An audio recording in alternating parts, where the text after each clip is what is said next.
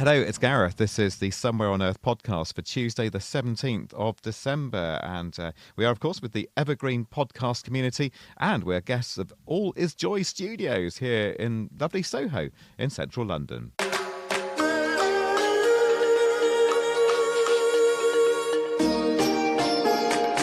And joining me today for some expert commentaries, Peter Guest. It's been a while, Peter. What have you been up to? Well, as you can imagine, Gareth, it's been a slightly fraught time in tech and politics. Stuff's been going on, isn't it? Yeah.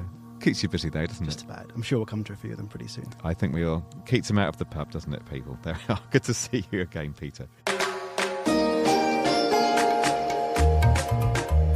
All right, and coming up today, we're looking at how HTS harnessed a whole load of technology to enable the dramatic overthrow of the Assad regime in Syria. Meanwhile, from Indonesia, we have a first-hand account via Peter of the environmental costs of the nickel industry behind the components in the electric vehicles on our roads. It's all right here on the Somewhere on Earth podcast.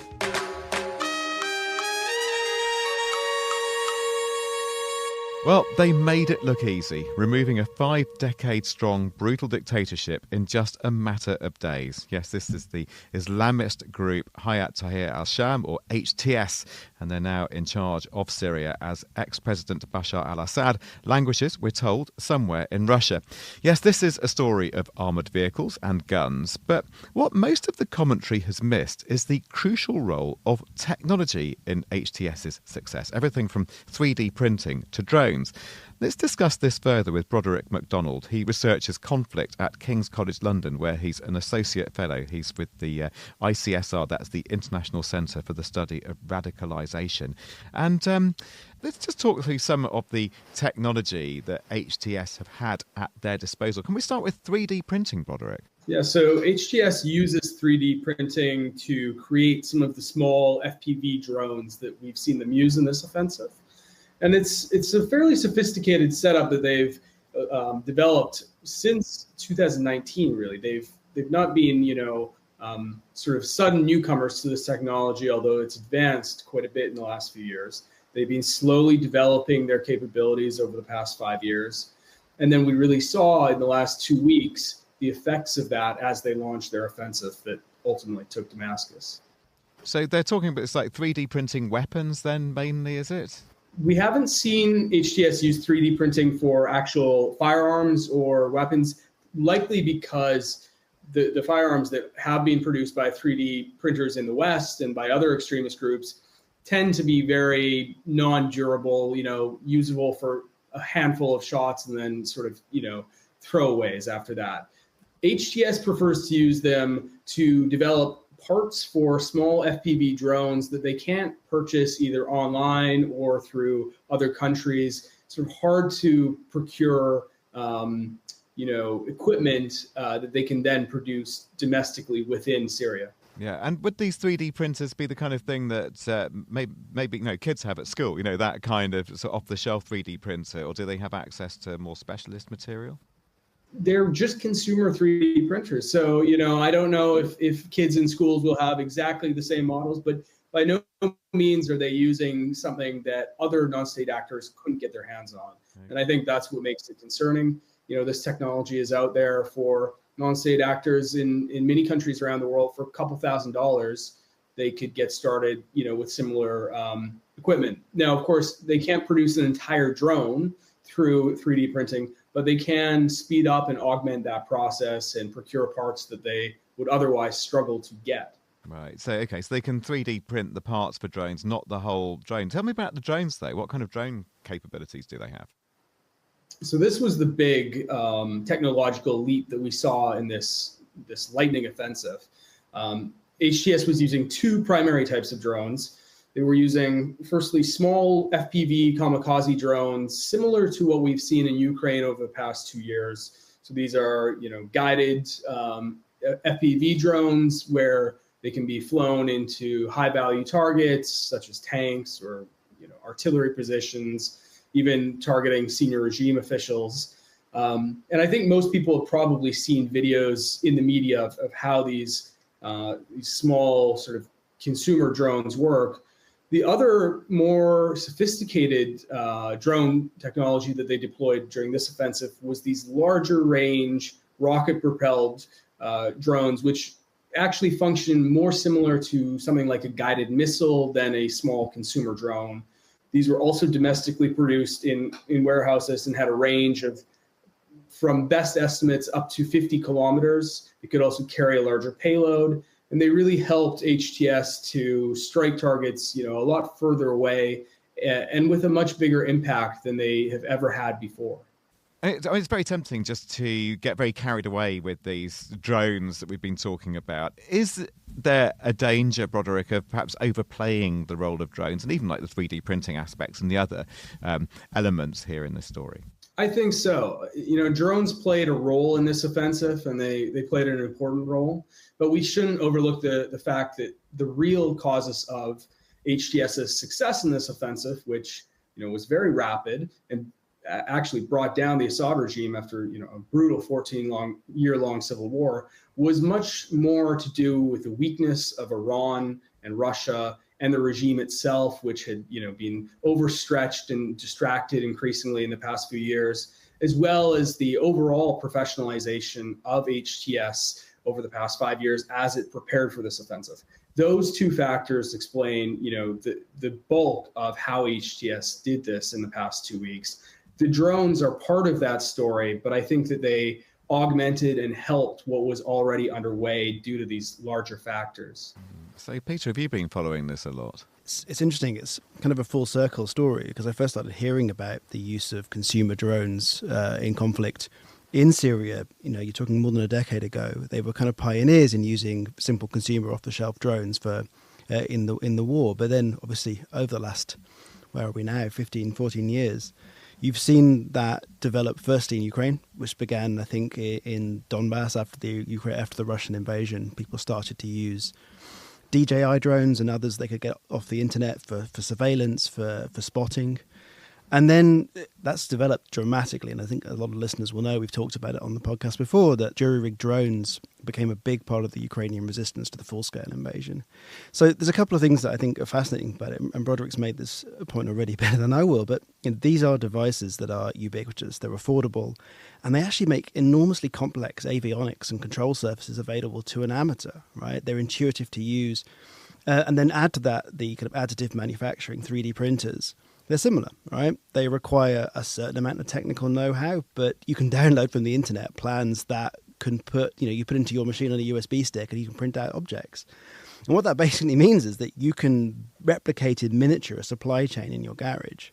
And beyond that, in a conflict situation, as we saw in Ukraine, you also can speed up its innovation cycle. One of the most fascinating things you see in Ukraine is, guys working with their friends in the field.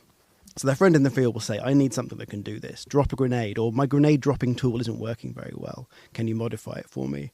A guy on CAD in Kyiv can modify that, send it back to the field, refine it and refine it and refine it in an innovation cycle, which is kind of unthinkable in traditional weapons manufacture.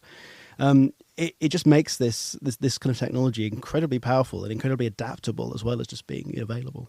What about the skills kind of thing then, Broderick? And of course, Peter touched on that in the amount of blueprints that you can get available online pretty easily.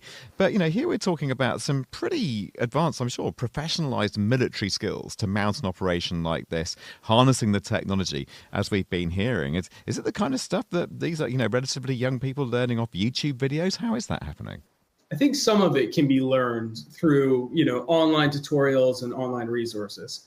But we should also remember HTS has undergone a serious professionalization over the past 5 years. So it established a military academy in Idlib, which is its enclave, and it's trained, successive cohorts of specialized units, not just on drones, which are called the Shaheen brigades. It's Arabic for Falcon.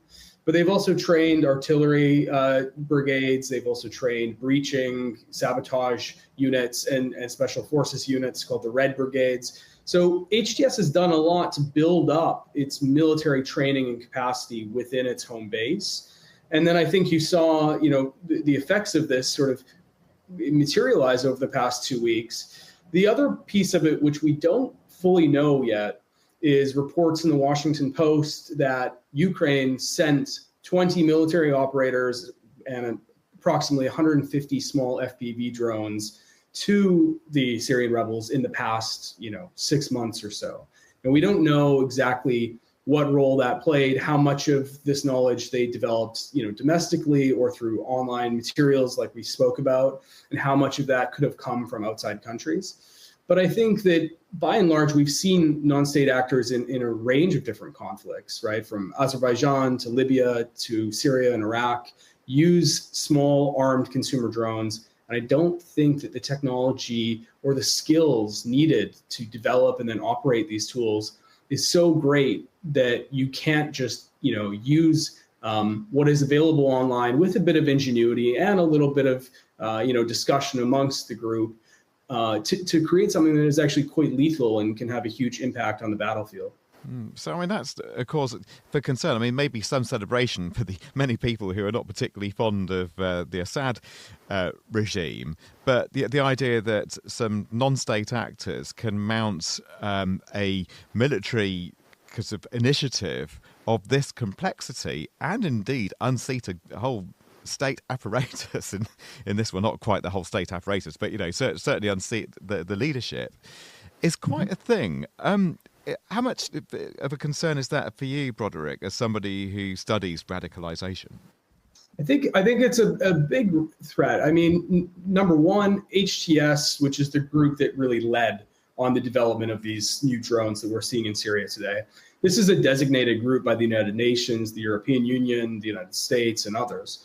Now, there's some discussion as to whether that group will be delisted or not, but we should remember that this is a group that started in Al-Qaeda and ISIS, and it has, become more local and more pragmatic over the past few years. But it's still not an actor that, most of us would want to trust 100% at this time, at least. We'll see what happens in the weeks ahead. And looking outside of Syria, there's hundreds of extremist groups, both, far-right groups and Salafi jihadist groups in different countries around the world. This technology is now, so available and so low cost that there's really very little stopping, groups from Africa to Europe to North America, developing similar capacities and then deploying them right here at home or in active conflicts that are happening around the world today. Broderick, thank you so much. That's Broderick McDonald of King's College London.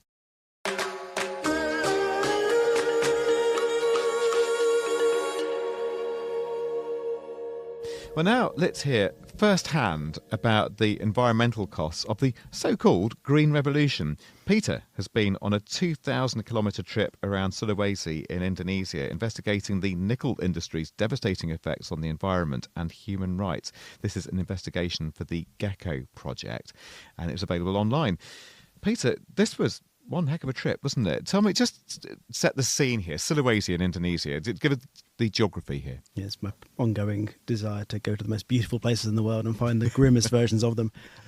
So just to set the scene a little bit, Indonesia is sitting on some of the biggest reserves of nickel in the world. And it's been through several waves of mining of that nickel. But over the last 5 years, there's been a wave of just far greater magnitude. So nickel, you probably know, it's a major component of stainless steel, but it's also a major part of the batteries that go into electric vehicles and other high-capacity batteries used in the green industries. So the Indonesian government, understandably, decided a few years ago that it really wanted to make the most of that opportunity. So tried to dominate the market for nickel. What that meant was giving tax breaks to nickel miners, but also forcing them to stay onshore and do all their processing and bring jobs. So we decided that we would go and have a look at the entirety of the nickel supply chain. What that meant is we flew into southeast Sulawesi, which is to say, stunning place, beautiful beaches, lovely lush verdant forests, and vast nickel mines, these huge marshland landscapes that have just been carved out of the earth. Some of them are sort of 2, 3, 4 kilometers across, right up down to the coastline. You just see this red dust rising up around them, right over the top of these villages. Now, Sulawesi used to be the Spice Islands, right? And so you still have all of these traditional industries, these people drying clothes, and the outside these vast mining concessions. So we tracked those. We went and visited the villages around there. We drove from there into the kind of processing facilities. These are sort of industrial cities that have only come up in the last 5 years, just sprung up from nowhere. These kind of, well, as you'll hear from Addy later on, as one of my colleagues on the thing, but he referred to them as Mordor, right? You just these smokestacks pouring, or coal dust and smoke over the landscape. And yeah, we just sort of tracked that whole chain all the way up to the ports where they were shipping the stuff out. What is the nickel used for then? So a lot of it is still used in stainless steel. The biggest buyer of Indonesian nickel is the Chinese automotive industry. But increasingly, they're also trying to use this nickel to turn it into the cathodes that are used in batteries. And some of these facilities that we saw are actually starting that process of turning it into the next stage of refinement, which can then go into a battery. Again, most of that is going to China. Right. And when you say batteries, EV batteries? EV batteries. Right. Okay. So you get a real sense of this whole supply chain, the beginning of that supply chain. And you mentioned Addy there. We're going to hear a clip of you and Addy actually there. But what do we need to know about Addy? He's a fellow investigative journalist who was working on this story as well then. Exactly. Addy had to spend 3 weeks in the back seat of a car with me. So he's my dear friend and a fellow investigative reporter who's sick of the sight of me. Been through a lot together. So let's hear some audio from your visit. And this is you and Addy, and you're looking across at one of the mining concessions. So can you just set the scene? We're about to hear it, but what are you seeing as you stand there? Well, when you see these mines, I mean, nickel is mined close to the surface in open pits. So it isn't like a mine shaft with an entrance and people disappearing into it. It's this vast quarry. The earth is sort of iron oxide red, and so it just rises in these huge gusts and plumes of red dust. If it's dry and hasn't rained, it goes right up into the atmosphere, and you'll just see these huge diggers, sometimes dozens of these diggers, just picking away at the red earth. It's quite shocking. And we were also putting drones up and looking at them, and if you see it from above, and it's like being on Mars. Wow. I actually didn't expect to see this massive mining concessions squeezing a very small village. I never thought that I would see huge mining concessions. Trees all gone, the sea is polluted. Like literally, like this is not a good place at all for someone to live in. So it's literally surrounded by mining concessions, right? You have to drive through mines to get It's literally surrounded by minings. Like few kilometers from this village is all mining concession, nickel mining concession. And then on the outside of that, there's palm oil. Yeah, so in between the village and the nickel mining concessions, we can see like swaths of palm oil plantations, which maybe have been there for years. That really sets the scene for us there, Pete. Can you tell me a bit about the plight of the villagers then? I mean, so that clip was recorded in a village called Morombo, which is probably one of the worst places hit by this industry. So that's a small village. It was originally a Bajau sea nomad community that settled on the shoreline. Now, they had a relatively thriving fishing industry. They had a relatively kind of good, sustainable set of livelihoods until the mining companies started to set up around them.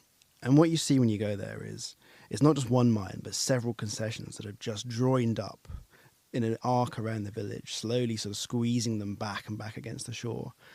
And, you know, the water that used to be clear, fresh water, which you'll see in other parts of the island, is red. It's the same colour as the mud. You know, the sediment that's rising up underneath the villages. And they often live in these stilt villages. And you'll see around the stilts this thick orange-red mud just clogging up everything. The fish have died or moved further offshore. They have to spend huge amounts of money, which they can't afford, to go off and fish further and further away for dwindling catches. And they don't really have any livelihood coming from the mine. They aren't employed there. They don't have the skills. They don't have the education and experience to go and work a digger or work in the smelters. So they're sort of left to their own, left downstream to be victims of it. Yeah, and laws have been passed to make things very difficult, well, impossible really, for any of these villagers or campaigners to, certainly legally, object to what's going on. So this is one of the main causes of this. So I want to put it out here, first of all, that it isn't actually necessarily the case that you have to mine nickel like this. But in order to really capture the moment in the market, the Indonesian government has rolled out the red carpet for mining companies. They've deregulated to such an extent that environmental legislation has been cut. They've given the mines, or many of the mines and smelters, this special status. They call it the National Strategic Project status, which effectively grants it the same protection as a military base. You can't protest, you can't disrupt it. There are changes to the mining code that make it illegal to do anything which, and I quote, disrupts a mining industry, a mining company, which includes just protesting about it or complaining about it on the internet. So they've done everything they possibly can to empower the mining companies, which automatically has disempowered the people around them.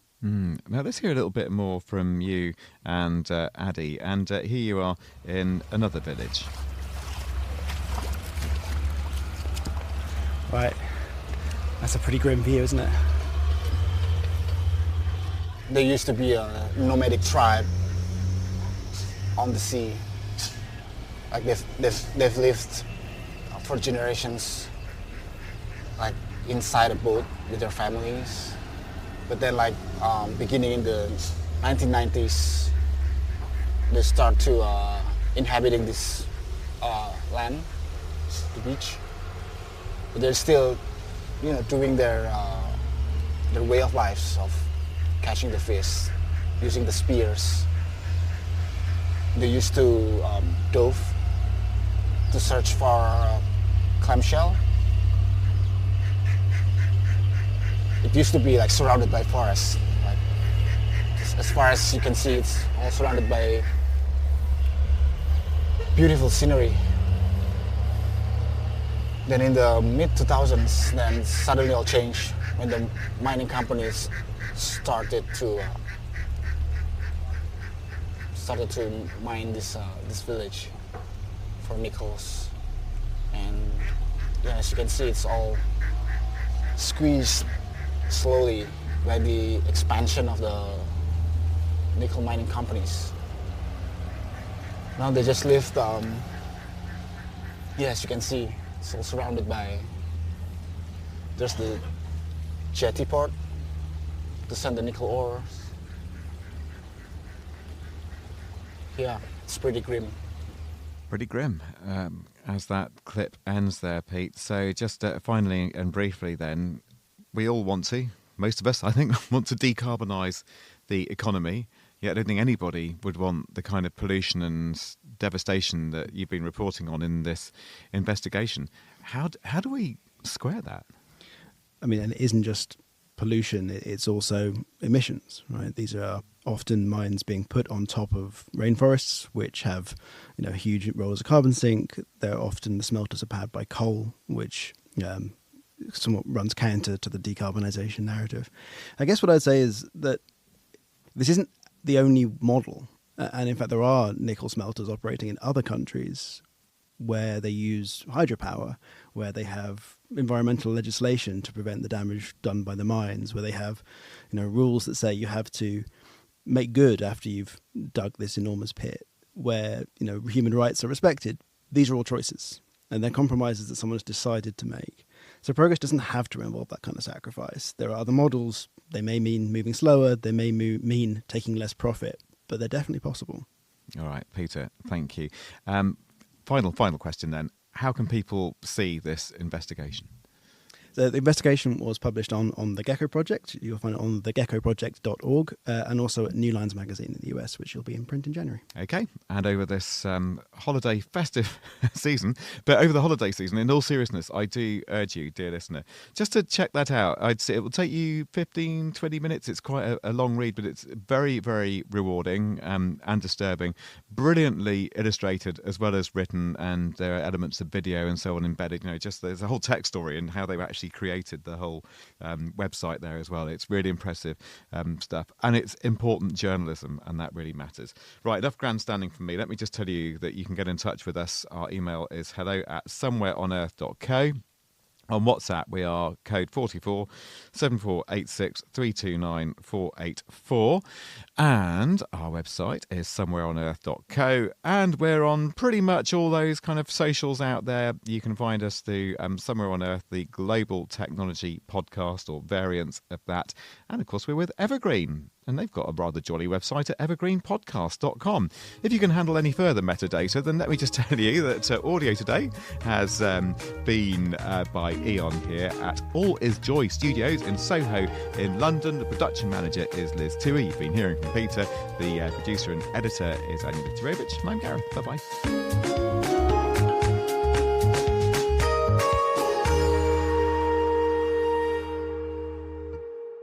Hi, everyone. It's Michael Calore, Director of Consumer Tech and Culture at Wired, here with my colleagues, senior writer Lauren Good. Hello. And Wired contributor Zoe Schiffer. Hey, everyone. We're here to tell you about our new podcast, Uncanny Valley, a show about the people, power, and influence of Silicon Valley. Every week, we get together to talk about how technology and culture from the Valley is influencing our everyday lives. We dig into questions like, will we ever get our privacy back? Is OpenAI for real? And how are Silicon Valley billionaires impacting U.S. elections? The first episode of Uncanny Valley comes out on October 31st. Listen wherever you get your podcasts.